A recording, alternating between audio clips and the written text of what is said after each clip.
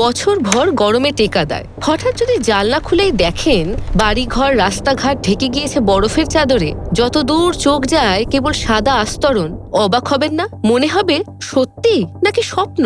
এমনটাই হয়েছে সৌদি আরবের উত্তরে থাকা তাবুক আর আল সফের বাসিন্দাদের। জাবাল আল লজের পাহাড়ি এলাকাও রাতারাতি ঢেকেছে বরফে। যে মরুভূমি এলাকার তাপমাত্রা সময় সময় 50 ডিগ্রি সেলসিয়াসও ছাড়িয়ে যায়, যেখানে নদী নেই, পুকুর নেই, নেই ভূগর্ভস্থ জলের কোনো উৎস, সেখানে নাকি তুষারপাত। হয়রান বাসিন্দারা, তাজ্জব বিশ্ববাসী। তাপমাত্রা নেমে গিয়েছে -4 ডিগ্রি সেলসিয়াসে। কনকনে হাওয়ার দাপটে বাড়ির বাইরে পা রাখা প্রায় অসম্ভব হয়ে দাঁড়িয়েছে। তার মধ্যে ছোটরা স্কি সমেত লাফিয়ে পড়ছে বরফে। বরফ ঢাকা পথ ধরে চলেছে উটেদের সারি। এ যেন কোনো হলিউডি ফ্যান্টাসি সিনেমা, গত 3 দশকে যা কখনোই দেখা যায়নি। সোশ্যাল মিডিয়ায় এ নিয়ে হল্লা হলেও পরিবেশ বিজ্ঞানীদের কপালে ভাঁজ পড়েছে। জলবায়ু পরিবর্তনের এমন নিদর্শন ভয় জাগাচ্ছে তাঁদের মনে। প্রাণ সংকট হতে পারে পশু পাখিদের, ক্ষতিগ্রস্ত হতে পারে শস্য, অজানা অসুখের সম্ভাবনাও উড়িয়ে দেওয়া যাচ্ছে না। তবে কি কোনো ভয়াবহ আগামীর অশনি সংকেত এই বরফ?